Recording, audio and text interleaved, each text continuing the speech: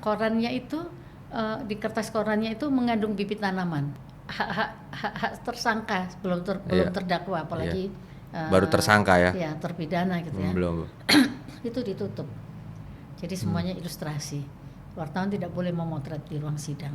Teksnya itu begini. Wartawannya mewawancarai dokter forensiknya. Nah, jadi menurut keterangan para dokter, para korban meninggal seketika. Ini halus banget loh. Ada satu majalah ngeblur foto tersangka, itu jadi cover. Dia dibully lah oleh semua media yang lain. Sekarang ini banyak sekali di gaya media online kita, bagian penting taruh di belakang.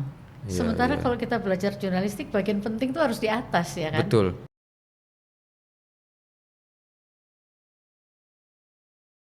LPDS Circle, Lembaga Pendidikan dan Pelatihan Jurnalistik Profesional, kedatangan tamu yang sangat istimewa, Bu Maria Dian Andriani. Beliau pernah di Antara sebagai wartawan senior dan pernah menjabat sebagai Kepala Biro Antara Tokyo tahun 94 sampai 99. Hari ini kita akan berbincang-bincang, ya, ngobrol santai tentang jurnalisme dan etika pers. Bagaimana etika pers di Indonesia, bagaimana di Tokyo dan di belahan dunia lain, yang tentu Bu Maria punya pengalaman yang sangat kaya tentang etika jurnalisme dunia. Saya kira sebagai bahan prolog, saya kira itu. Bu Maria, selamat siang. Selamat siang. Sehat Bu ya? Alhamdulillah. Alhamdulillah. Senang sekali saya bertemu Bu Maria hari ini, karena Bu Maria ini kita jarang sekali bisa bertemu dengan Bu Maria. Ya, Bu Maria ini selepas dari Antara, beliau pengajar di LPDS dan juga penguji uji kompetensi wartawan LPDS. Jadi kami kalau bertemu ini minimal seminggu sekali atau lagi ujian UKW. Jadi penguji UKW, dan beliau lebih sering berada di Sumba Daya. Sumba Barat Daya NTT. Jadi tentu beliau datang ke sini bagi saya luar biasa sekali. Bu, cerita dong, sebelum LPDS, sebelum kesini hari ini, ada kegiatan apa minggu-minggu ini dan akhirnya mampir ke sini. Oke, terima kasih sekali kesempatannya ya, LPDS Circle ya. Senang sekali juga berbicara di sini. Betul yang tadi disampaikan, saya sudah bermukim di Sumba Barat Daya. Itu satu kabupaten di Pulau Sumba. Di Pulau Sumba ada 4 kabupaten dan itu di bawah Provinsi Nusa Tenggara Timur. Saya di sana sejak April 2017. Nah, kemarin minggu lalu maksudnya, saya menemani ibu-ibu Dekranasda Kabupaten Sumba Barat Daya berpameran tenun. Mantap. Dekranasda itu Dewan Kerajinan Nasional Daerah. Ini menemani ibu-ibu Dekranasda Sumba Barat Daya, Bu ya? Ya. Pamerannya di mana, Bu? Di alun-alun Indonesia. Alun-alun Grand Indonesia. Bukan main, luar biasa. Berapa hari, Bu? 4 hari. 4 hari. Pusat kota, di ibu kota, di Grand Indonesia, pameran tenun Sumba Barat Daya. Ya. Boleh cerita, Bu, pamerannya seperti apa dan apa hasil kerajinan teman-teman di sana? Ya. Yang utama kami pamerkan adalah kain tenun. Di sana ada tenunnya tuh 2 macam. Yang satu tenun ikat yang sangat rumit membuatnya karena setiap motif itu akan diwarnai dan diikat. Benangnya dirangkai, diikat, dicelup warna-warna. Kalau 4 ya berarti 4 kali buka tutup baru ditenun. Itu butuh kesabaran tuh ya? Ya, kemudian satunya lagi tenun lambaleko. Tapi dalam pameran itu kami juga mengadakan gelar bicara, membahas tentang tenun dan budaya. Bukan ada main. tari, ada menyanyi. Bukan main. Hebat Bu Maria. Bu, kita bicara soal jurnalistik nih, Bu. Kebetulan Ibu pengalaman di Antara juga sebagai wartawan senior, kemudian juga pernah memimpin Antara di Tokyo. Bisa diceritakan, Bu, bagaimana gairah jurnalisme di antara 2 negara ini, Bu, antara Indonesia dengan Tokyo di Jepang? Terima kasih. Ceritanya bisa panjang nih. Seru, Bu, nggak apa-apa, Bu. Maaf ya, saya agak batuk nih. Ya, jadi saya menjadi kepala biro antara di Tokyo sebenarnya tahun 95 sampai 99. Dan saya sedikit agak bersedih karena saya harus menutup kantor biro antara di Tokyo yang dibuka tahun 58. Jadi saya belum lahir. Tahun 1958 sudah dibuka. Itu merupakan bentuk kerjasama sebetulnya ya. Pertukaran berita gitu ya, dan Tokyo merupakan salah satu ibu kota dari negara Jepang yang negara besar sahabat Indonesia. Jadi kalau berita-beritanya kami liput sendiri itu lebih puas. Bagi pemerintah Tokyo pun kehadiran kantor berita antara di sana itu juga melambangkan ada saling kepercayaan gitu.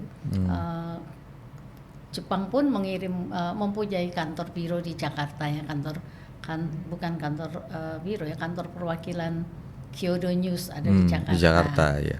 Dan liputan kedua negara ini sangat penting. Jadi banyak sekali isu-isu bilateral maupun internasional yang kami kerjakan. Selain kerjasama antar kantor berita, kami juga membuat buletin khusus di sana dalam bahasa Inggris untuk pihak-pihak yang berkepentingan, jadi asosiasi persahabatan Jepang Indonesia dan instansi-instansi lain yang perlu gitu. Kami siapkan edisi khusus di sana. Jadi ini jurnalisme juga sekaligus diplomasi ya? Ya, betul. Apa Bu yang menjadi keunikan dari jurnalisme di sana? Ya, di Jepang saya banyak belajar ya untuk jurnalistiknya. Pada saat itu kan saya masih di bawah 40 tahun usia saya, masih muda, energiknya ya? Semangat kerjanya tinggi, bawalah gaya Indonesia ke sana ya. Ternyata saya melihat kalau di sini dulu kan saya mau liputan asal berangkat gitu aja ya. Setelah di sana saya lihat teman-teman jurnalis di sana itu kalau punya perencanaan untuk liputan sangat matang. Mereka persiapkan semuanya. Dan yang paling lagi mengesankan adalah etika jurnalistiknya. Sangat menjunjung tinggi ya, bagaimana memberikan liputan itu akurasi sangat dijaga. Ya, ini semua sebetulnya kita sama ya. Tapi disiplinnya ini mungkin yang membedakan ya. Sebetulnya pedoman-pedomannya itu saya baca, saya pelajari sama, tetapi di sana itu komitmen untuk menjalankannya itu. Iya. Jadi misalnya akurasi, fairness ya. Jadi kita tidak boleh beropini, tidak berpropaganda seperti itu. Sangat-sangat dijaga. Rapat redaksi, kemudian budgeting beritanya juga. Ya, saya pernah lihat yang namanya rapat redaksi itu simple, nggak bertele-tele. Jadi kayaknya kepala desknya gitu berdiri di sudut kerjanya, redakturnya pada ngumpul berdiri bawa catatan semua, laporan 10 menit selesai. Tapi itu sehari berkali-kali gitu. Apakah ada target berita nih Bu? Kalau kadang di Indonesia ini ada beberapa media yang menargetkan misalnya wartawan wajib 3 berita dalam sehari. Kalau dia bisa punya 4 atau 5 berita lebih itu lagi gitu. Kalau di sana bagaimana? Apakah seperti itu atau ada cukup 1 berita tapi dalam gitu? Saya tidak sempat mempelajari atau bertanya berapa berita tugas seorang wartawan di sana. Namun pada saat saya di sana kan media online masih sedikit ya. Baru media cetak. Tapi media cetak itu ada edisi pagi, ada edisi sore. Korannya tebal. Jadi saya membayangkan memang beban tugasnya pasti banyak ya. Tetapi berapa per orang, apakah ditarget jumlah atau saya khawatir targetnya lebih ke kualitas ya. Kualitas. Target jumlah itu secara keseluruhan. Tadi saya menarik tebal korannya itu berapa halaman ya waktu itu kira-kira? Saya lupa ya, tapi tebal sekali. Tebal ya. Edisi berlangganan dan edisi di rumah itu ada perbedaannya. Kemudian ada rubrikasinya itu juga sangat bervariasi. Iya. Kemudian ada edisi yang media-media yang berbahasa Inggris. Saya lebih banyak baca berbahasa Inggris, yang bahasa Jepang saya amati saja ya. Dan itu survei yang saya baca, survei tahun 2022 itu meskipun media online sudah banyak, tingkat orang berlangganan koran masih Masih tinggi. 58%. Masih harus Dibanding- baca dia koran ya, cetak ya. Ya, dibanding 2007 itu 83%. Hmm. Nah, jadi turunnya 30% ya. Iya, iya. Karena orang masih baca. Di sana tuh membaca di public space juga kan biasa kan? Biasa. Bukan sesuatu Iya. yang Ya. apa mungkin sekarang udah dengan handphone berubah nggak ya kira-kira? Ya, memang lebih banyak orang baca di handphone ya. Hmm. Tapi rumah tangga masih banyak yang berlangganan. Kemudian media itu berusaha menarik pelanggan dong, ya kan? Karena iya, pelanggan semakin berkurang.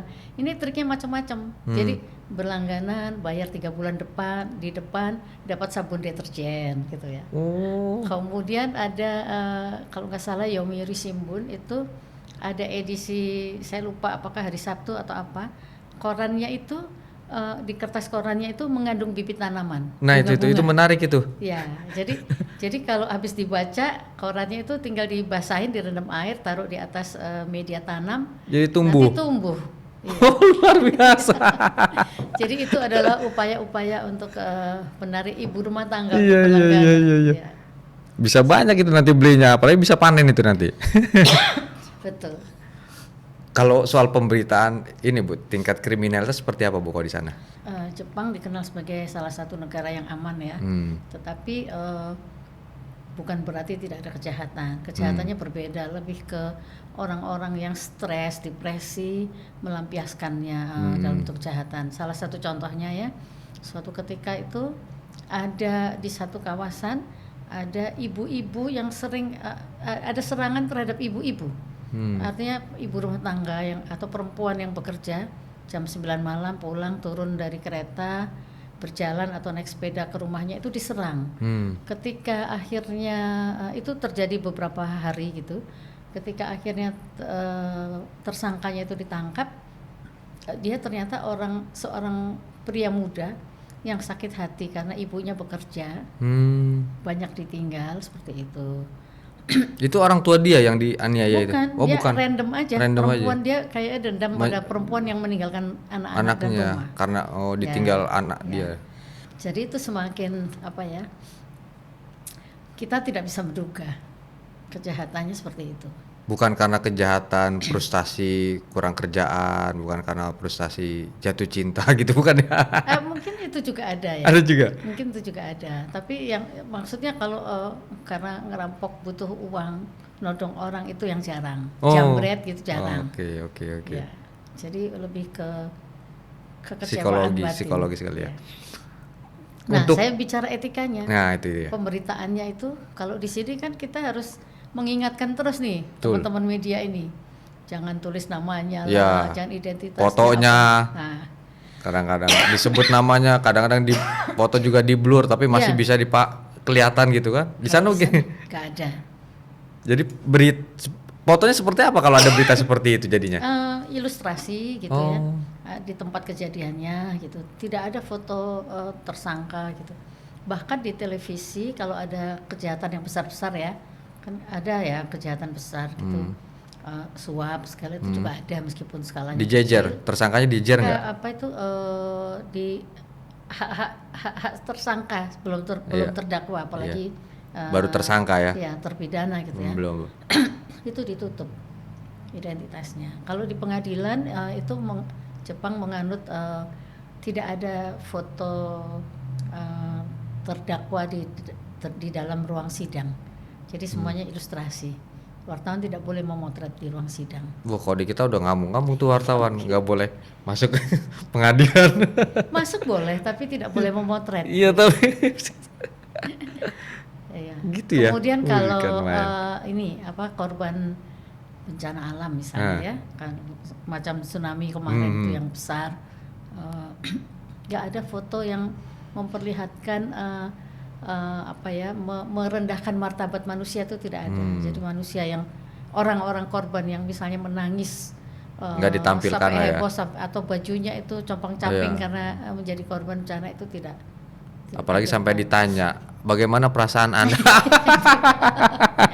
di sana pilihan kata itu sangat ini ya, sangat sopan ya. Kesopanan termasuk salah satu aspek dalam kode etiknya. Hmm. Jadi sopan santun, tadi tidak ada toleransi, tidak merendahkan orang, tidak pembunuhan karakter pasti nggak ada.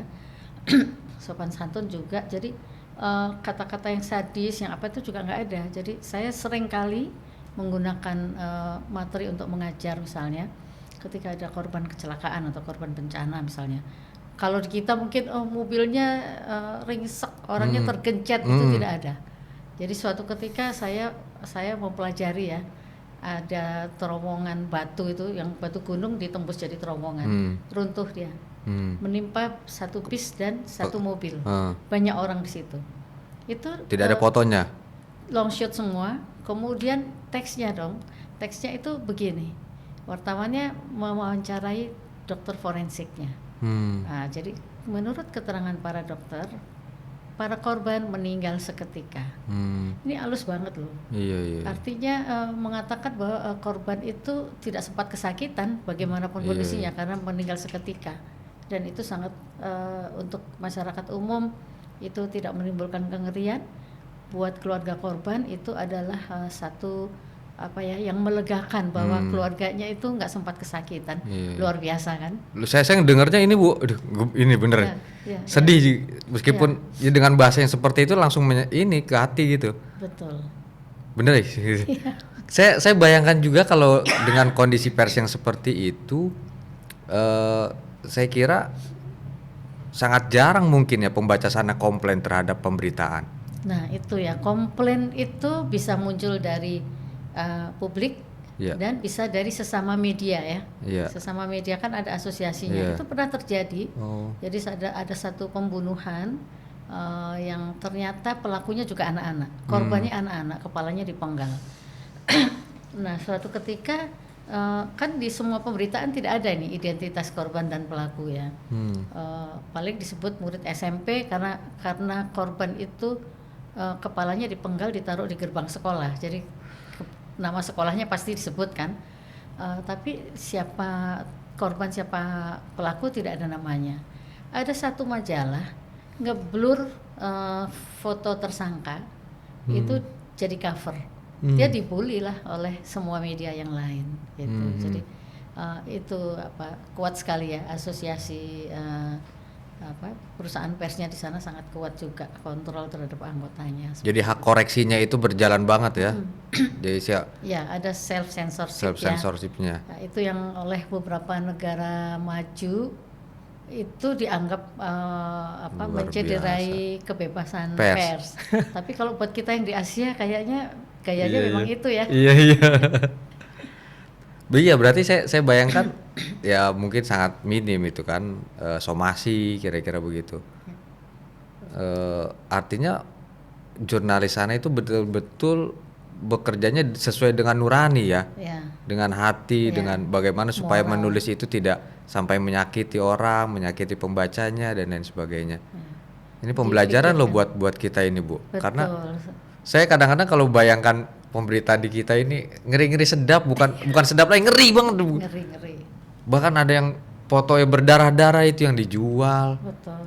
Saya pernah diundang oleh Palang Merah Internasional ICRC yang ada di Indonesia untuk mengikuti satu konferensi wartawan internasional di Hiroshima. Di Hiroshima itu kan salah satu kota yang menjadi korban bom waktu Perang Dunia Kedua ya. Di situ kami membahas bagaimana sih liputan konflik dan liputan bencana gitu, bagaimana. Nah itu kami juga sempat dipertemukan dengan penyintasnya bom Hiroshima itu, dan mereka memang menceritakan bahwa liputan media itu sangat awal-awal itu sangat menakutkan buat mereka, karena mereka kan harus sembunyikan identitas. Orang yang menjadi penyintas di sana itu kan dianggap masih punya radiasi, ada sisa radiasi dalam tubuhnya. Jadi perempuan itu agak susah untuk menikah misalnya ya dengan orang dari luar segala macam. Jadi pada saat itu mereka sangat diuntungkan dengan kode etik yang dijaga oleh media-media setempat gitu.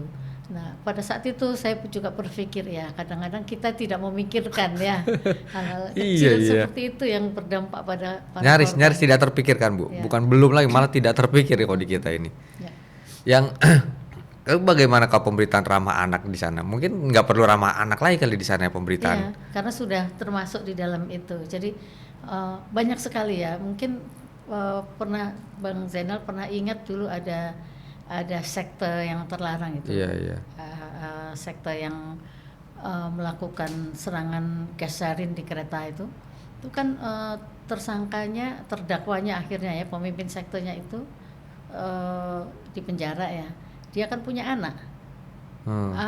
Kan itu suami istri udah orang nggak mau semua, orang Jepang semua, korbannya kan cukup banyak ya. Anaknya kan bagaimana bisa melanjutkan hidup ya kan. Nah itu dilindungi, jadi nama anaknya disamarkan, anaknya mendapat perlindungan lah, dipindahkan nggak tahu kemana. Meskipun juga orang-orang yang dendam tuh masih ngejar. Iya, iya, Ya, iya. masih ngejar, dianggap ini harus ikut bertanggung jawab gitu. Luar biasa ya perlindungannya ya terhadap korban-korban seperti itu. Bu, kalau Ibu melihat dibandingkan dengan kita ini, dengan jurnalisme yang ya apalagi dengan era yang sekarang nih online mengejar clickbait, apa yang harus kita lakukan dari sisi orang media? Satu sisi kita ingin ya mungkin menjaga perasaan pembaca gitu kan dengan tulisan-tulisan yang menyentuh, tapi bagaimana juga kita bisa meningkatkan views pemberitaan kita. Ya, terima kasih. Ini pertanyaan yang cukup menarik ya. LPDS kan ke tahun lalu ya, atau awal tahun ini kan juga terlibat di research yang didanai oleh Dewan Pers tentang clickbait ya. Memang debatnya bisa berhari-hari tuh nggak selesai-selesai. Karena tadi mau hidup medianya atau bagaimana gitu ya. Tapi saya rasa kita harus kembali ke cara kerja profesional. Dalam arti bagaimana kita berkreasi menciptakan judul yang baik, tetapi judulnya harus bisa memancing, memang harus memancing orang untuk baca. Tapi jangan nipu. Kalau clickbait yang dalam arti kita anggap negatif itu kan kita membaca judulnya tertarik baca tapi di dalam tidak ada. Jadi misalnya. kecewa ujung-ujungnya. Ya. Atau sekarang ini banyak sekali di gaya media online kita, bagian penting taruh di belakang. Sementara kalau kita belajar jurnalistik, bagian penting itu harus di atas ya kan. Betul. Nah itu jadi orang harus tujuannya memang harus next page dibuka terus ternyata sampai berhalaman-halaman. Nah ini Betul. saya amati kalau media-media online yang arus utama juga mereka juga patuhi kok. Jadi kita tetap dapat macam 5W1K ya, bagian terpenting di atas, judul tidak menipu. Ya alhamdulillah pada saat survei itu banyak media yang menjadi target survei itu juga menjalankan pekerjaan dengan profesional. Jadi tidak usah khawatir. Nah sekarang kita tinggal menularkan pengetahuan ini pada teman-teman pengelola media cyber yang baru yang mungkin belum terpikirkan. Karena pada saat itu ada yang bilang apa sih clickbait, mereka nggak sadar gitu. Betul. Padahal ya kita bisa lihat ya, ternyata Monas itu tinggi gitu. Itu kan mancing-mancing gitu. Saya mengalami, saya termasuk yang peralihan nih Bu, dari era cetak kemudian ke online. Di cetak itu kita selalu menghindari kata ulang yang sama, ya selalu kita hindari. Ya kemudian di paragraf awal selalu yang penting-penting. Nah kemudian begitu di online berubah, judul harus sama dengan paragraf pertama, ada kata yang sama di paragraf pertama dengan di judul. Kemudian paragraf kedua juga begitu. Paragraf menjelang akhir dan 2 menjelang akhir juga harus ada kata yang sama dengan kunci, kata kunci keyword itu sama. Itu kan membutuhkan pengulangan kata yang harus kita tulis. Itu menjadi sesuatu yang bagi saya awalnya saya berontak Bu. Saya gimana nulis begini ini gitu. Tapi mau tidak mau ya memang algoritma Google-nya seperti itu. Ini kita jadi seolah-olah karena kita memang pasarnya jadi baca di Google algoritma begitu, kita tidak bisa apa-apa. Ini bagaimana menyesuaikan itu gitu loh Bu. Kalau kata diulang menurut saya tidak masalah, tapi jangan dalam satu paragraf diulang-ulang. Mungkin sudah ganti paragraf bisa ya. Kalau satu paragraf diulang nanti juga membosankan. Oke. Mungkin dalam satu berita yang kira-kira berapa ya, misalnya 10 paragraf, kalau kita ulang 4 kali cukup kan? Ya cukup. Kalau 10 paragraf semua ada Iya. kata yang sama, nah itu Iya. berlebihan gitu. Dan kalau tidak yang paling penting, paling menarik letakkan di Paling atas. menarik, Iya. betul. Seperti itu bisa. Ini mungkin teman-teman yang sekarang langsung ke online itu tidak bisa merasakan itu. Ya. Kalau yang teman-teman peralihan, saya sering merasakan nih. Betul. Saya diuntungkan karena kami di antara itu sudah lama gaya kerjanya juga kami kan deadline-nya every minute ya, seketika ya. Jadi kami sudah biasa, satu, kerja cepat.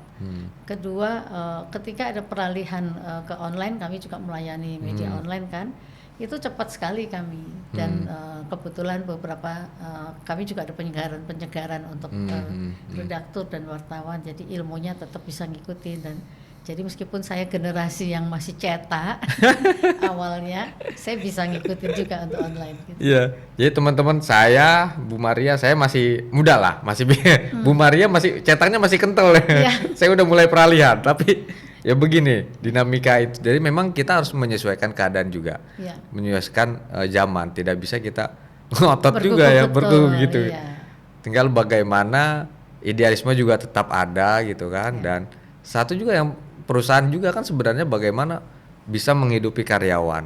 Nah di satu sisi ini kan yang kadang-kadang bagaimana idealisme, bagaimana mencari pendapatan untuk menghidupi karyawan. Nah ini yang kadang-kadang selalu menjadi diskusi yang tidak ada habisnya. Ya, Bang Zainal, saya meskipun mengawali karir dengan gaya media cetak ya, tapi saya bukan orang yang akan bersikukuh bahwa atau menangis Bombay karena media cetak tutup, enggak. Iya. Jurnalistiknya tetap. Iya. Jadi saya pikir jurnalistik Betul. itu yang harus dipegang. Betul. Kalau media itu ya Bisa kita- berubah, platformnya bisa berubah apa saja. Betul. Tapi kalau jurnalistiknya itu pasti sama, tetap nggak Iya, berubah. Iya. Ada news value-nya itu Bu ya. Betul, itu sangat Itu penting. yang akurasinya, ada konfirmasinya, cover bot set dan lain sebagainya. Betul. Nah ini mungkin yang perlu dikasih tahu Bu ke teman-teman generasi milenial atau generasi Z. Kadang-kadang mereka misalnya ada satu informasi, ada satu mereka anggap dalam tanda petik berita, adanya di medsos, yang tadi Facebook atau di Instagram atau di Twitter dan lain sebagainya, medsos itu dianggap itu sudah jadi berita. Ya. Padahal kan itu belum tentu berita, mungkin informasi iya. Ya. Ya. Mungkin hanya menjelaskan saja ya, Iya. bahwa kita tidak bisa melarang orang untuk membaca apapun yang ada yang mereka temukan di gadget mereka ya.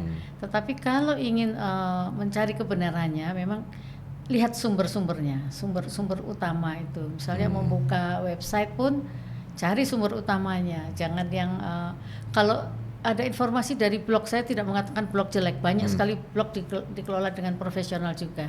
Tapi carilah pembanding. Jadi satu informasi jangan dibaca dari satu sumber. Itu kunci untuk kita mencari berita ini benar nggak Iya, sih? iya, Karena iya. banyak orang kan baca belum selesai, baru judul dan mungkin paragraf pertama sudah share Betul. kemana-mana. Padahal itu ternyata berita yang macam panas ini ya. Sekarang Iya. beredar sekali tentang Jadi- fenomena panas. Itu sudah 4 tahun yang lalu misalnya. Jadi sekarang itu jarimu harimaumu, ya, jarimu harimaumu. Jarimu. Bu, Disebut begitu. kadang-kadang teman-teman wartawan sekarang nih ada juga yang mungkin menarik nih dari sumber informasi di medsos mereka buka ya, karena melihat, wow ini pembacanya banyak, viewernya banyak, sehingga viral lah katakan begitu, menjadi bahan berita. Sebaiknya bagaimana membuat berita dari sumber informasinya di media sosial yang viral-viral itu. Bagaimana cara yang baik membuat berita dari informasi viral di media sosial. Nah. Karena ini jadi awalnya sumber informasi buat mereka, Bu. Betul. Sebetulnya perlakukan itu sebagai sumber awal. Jadi kita harus menggali lagi. Misalnya apa nih? Kita ngomongin apa misalnya? Ini kopi terenak di dunia berasal dari Iya. Kampung Sukamaju atau apa Iya. gitu ya. Terus kita percaya karena dia viral. Enggak, kita harus cari tahu betul. Kalau perlu datang ke desa itu, betul nggak? Betul. Terus kalau dibilang itu ya kita mungkin cari ahli kopi segala macam sehingga ada fakta dan data yang lebih ilmiah menyangkut itu gitu ya. Karena kalau tidak kita cari pembanding, kalau itu salah kita ikut salah. Kalau kesalahan itu sangat fatal, kita bisa disomasi juga ya. Itu yang pertama. Kedua, kita niatnya berbagi sesuatu yang baik. Kalau itu salah, kita caranya berarti salah. berbagi yang salah gitu. Betul. Menyesatkan banyak orang. Ketiga atau keempat, yang paling penting adalah menurut saya nih ya, saya termasuk jadul juga ini ya, tulisan, teks atau dengan videonya segala macam tuh, kalau kita tidak lihat sendiri, kita tidak tahu, rohnya tidak muncul dalam tulisan itu. Gitu ya. Misalnya kita nih ada apa ya, misalnya pameran tadi, misalnya saya kemarin bawa pameran tenun Sumba, terus saya sekedar bercerita, teman saya menulis ulang gitu. Dia kan nggak merasakan, tidak melihat, mungkin auranya nggak ada, dia nggak megang barangnya. Betul. Kalau dia datang dia tahu, tingkat ketebalannya seperti ini, bentuk seperti itu akan mewarnai dan kayak memperkaya tulisannya. Betul, tulisannya akan enak dibaca, dinikmati. Jadi seolah-olah pembaca diajak dia ke pameran itu. Iya. Bu, satu lagi Bu, saya kira juga sering sekali dipakai oleh teman-teman wartawan online ya, kutipan narasumber yang ada di medsos, di X gitu, di medsos X misalnya pejabat A bicara apa gitu, kemudian dia tiba-tiba dikutip, sambil dia sebutkan bahwa dia mengutip dari medsos A, tanpa dia menghubungi, mengkonfirmasi pemilik akun itu, status itu. Jangan-jangan kan akun itu yang pegang bukan pejabat itu, entah sekretarisnya, entah asprinya dan lain sebagainya. Apakah yang seperti ini diperbolehkan atau bagaimana sebaiknya memperlakukan kutipan itu sebagai bahan berita? Kalau kutipan, kalau saya amati ya di seluruh dunia pun media-media asing, kalau kutipan itu seorang tokoh, kemudian dia di Twitternya atau di Instagramnya itu bisa dikutip, asal disebut bahwa ini diomongin dan dipublish dia di situ. Jadi kita merujuknya ke sana, itu bisa. Jadi tanpa kita konfirmasi, kita telepon, kita hubungi dia, nggak apa-apa? Tanpa konfirmasi itu bisa. Boleh. Tetapi kan beritanya tidak single itu aja gitu loh. Tidak satu itu aja. Jadi kita bisa cari cara lain. Tapi tentang kutipannya itu bisa dikutip langsung, asal disebut ya. Itu misalnya disiarkan, dipublish di Twitter dia tanggal berapa, seperti itu bisa.